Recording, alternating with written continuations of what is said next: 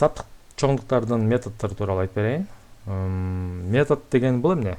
Бул кандайдыр бир типтеги объектилердин супер күчтөрү. Азыр айтып берейин тагыраак. Мисалы, мындай бир текст деген жаздыңыз. Бир текст, анан checkit upper деп атабыз. Баягы класстар тууралуу айтып бергенде көрсөтсөм керек эле. Класстарга кайталычы. Мына класс. Мындай бир string деген класс бар дейли. Саптык чоңдуктардын классы. Анын өзүнүн бир атайын методдору бар, могу ичинде функциялар. Ал функцияларды эсиңизде мындай кылып чакырганбыз. Бул саптык чоңдуктарда так ушундай методдор бар. Мисалы, тырмакча checkit upper деп коелу. Мисалы, буну u тамгасын жаздырдык. U өзгөрмөсүн кечиресиздер. Анан print ошол u'нун ичине эмне кирип калды? Могу тырмакча upper деген бул эмне экен деп карап көрөлү. Upper десе бул uppercase, демек жогорку регистрдеги текстке айландырып койду. Чоң тамгалар менен жазып койду. Мындай өзүнчө өзгөрмө жаздырбай эле түз эле print'ин ичине салып койсок деле болот. Print'ин кашасы ачылды, кашасы бuyакта жабылды, анан тырмакча checkit upper деп так эле ошол нерсе чыгат. Ошондой эле lower деген бар экен.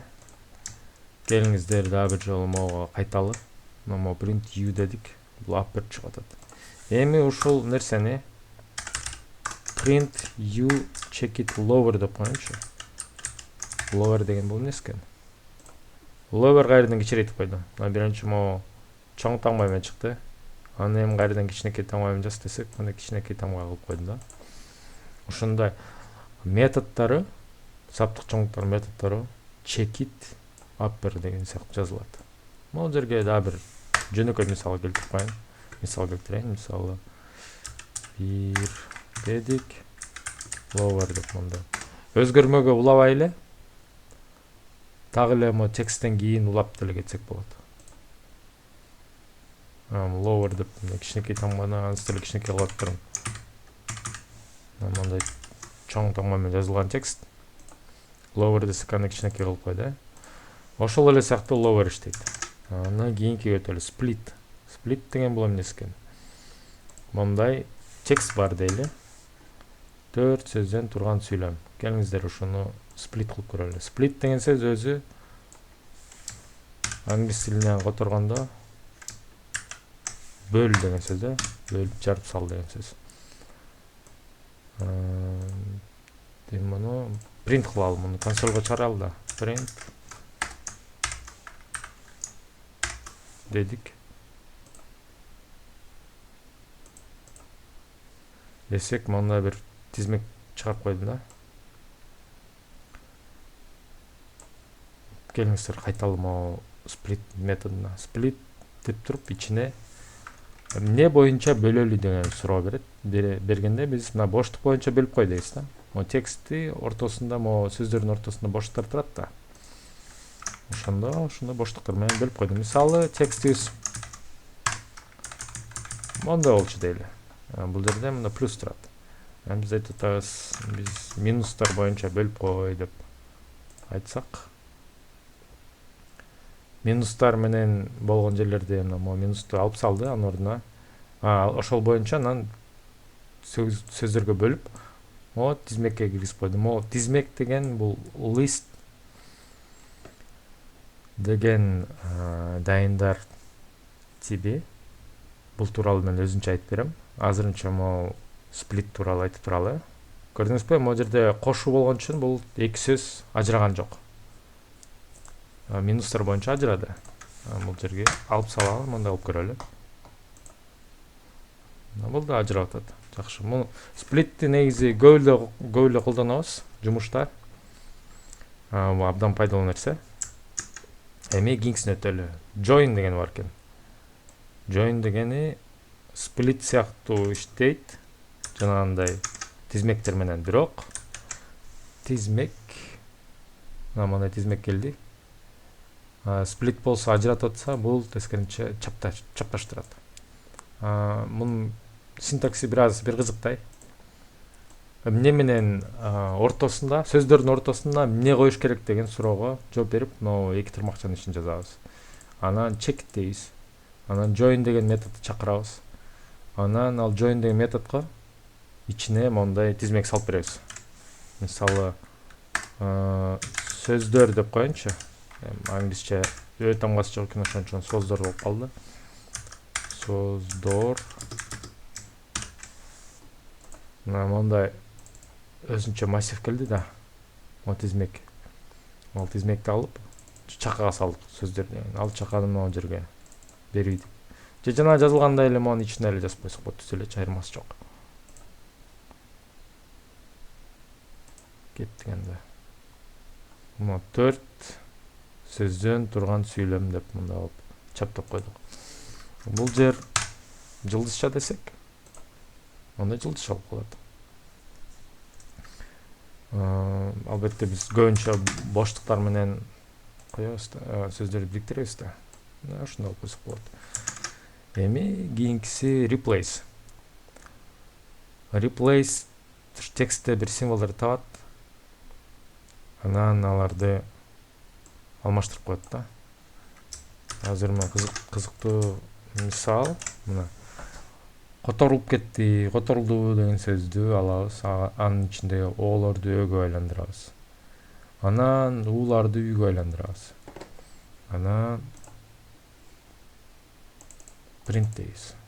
Print дегенде көтөрүлдү болуп калды. Мунун кызыктуу жери мында болуп атат. Карасаңыздар, мен муну ала турайын.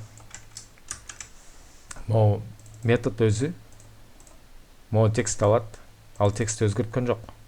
Бул жаңы текст тууп берип атат. Жаңы текст тууп берип, анан монун ичине жазылып калып атат. Биз болсо аны чынжыр кылып улаштырып койдук мындай болупчу. Chaining деп коет англисче. Чынжырлоо. Могу тууп берген нерсени ала калып эле кайрадан эле ошол нерсеге replace деген методду улаштырып айтып атабыз. Анан бул тууп берген нерсе анан могу result ичине кирди. Монда иштеди.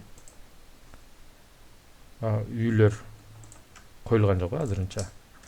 Эми мында алып койсок, үйлөр коюлуп калды. Бул replace болчу. Replace ошондо кайсы тамганы өзгөртүш керек деген суроо болот берди. Анын ордуна эмне коелу деген суроого мында жооп беребиз. Деген. Бул жерде мына ууну ал, анын ордуна үйнү кой деп атабыз. Мына ортосун ütүрмени ажыратып атабыз. Бул replace деген методдун аргументтери. Эми find өтөлү. Find бул текстте изилген нерсенин эң биринчисин, ошо маанилүү жагы, эң биринчисин жайгашкан индексин берет. Баягы индекстерди сиздерге көрсөтүп бербедим беле? Мына индекстер. Мисалы, могу бир узун текст дегенде т тамгасы мерде келет а. Ошондо 9 деген индекстер болот. Ошо т деген тамганы издесекчи. Келиңиз ошол сөздү издеп көрөбүз. Анда алайын. Кесинди дедим э? Анан result деген өзгөрмө түзүп коеюнчу. Result барабар айтам. Кесинди check it find мага мо т тамгасын таап бер дейт. Анан аны print кыл дейм. Result деп чыгар дейм. Result'ты чыгарсам мына 9 дедим мен айткандай эле. Берде эки т тамгасы турат да.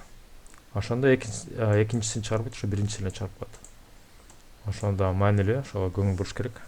Бул издөөнү көбүнчө ошол чоң тексттер менен иштегенде ошону колдонушат. Ошондо бул биринчи beginning деп муну баш жагына алсак, анан аяк жагын мисалы алдагы т менен бүтсүн десек, анда ошол башынан баштап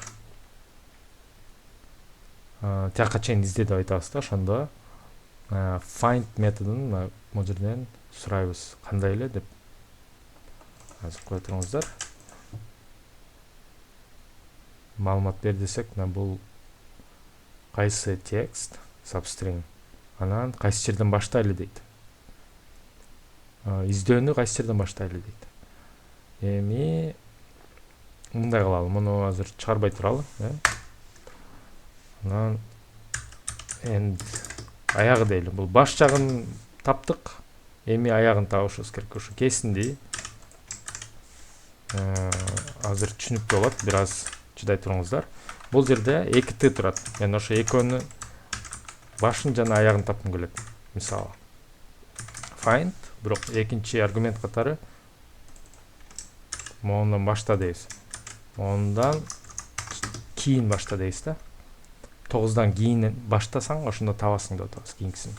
Ошондо print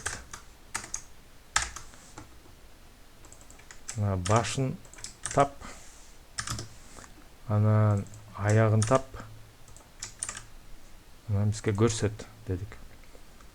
9 анан 13 дейт. Азыр могу жерден индекстер карап бересиң. 13 туура келип атат. Эми мындай кылсак болот. Ушул баш жагын аягын алдык. Кесинди. Анан мондан баштап буга чейин текстти көрсөтүп бер десек, текст тысы желип калды, анткени могу чейинки дегенди билдирип да. Ошону 1+1 деп кошуп коебуз. Ушуну текст болуп калды. Ошентип кандай бир сөздөрдү кесип алабыз да. Мындай бир аз оорураак болуп атат, бирок 2-3 жолу өзүңүз ушундай амалдарды жасап көргөндөн кийин көнүп каласыз, оңой болуп калат. Ушун менен методдор тууралуу айтып бердим окшойт. Бул методдорду кантип көрүп алсаңыздар болот. Методдор тууралуу, бул методдорду мындай кыласыз. Print дейсиз.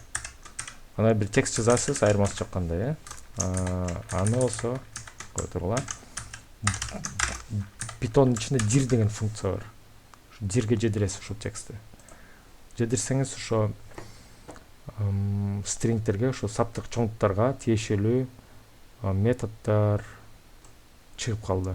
Ошолордун баарын өз алдынча отуруп алып көрсөңүздөр болот. Могу жерден башталган могу кош сызык же бир жалгыз сызык методдорду, атрибуттарды карап ойлогоңуздар. Могуларды карагыла. Өз алдынча изилдеп, Google'дан да издеп, өз алдынча терминалдан, ошо Python интерпретаторунан өзүңүздөр иштетип көрсөңүздөр болот. Мисалы count, мисалы C тамгасын 2 дейт. Ушул сыяктуу изилдеп көрүүгө чакырат элем.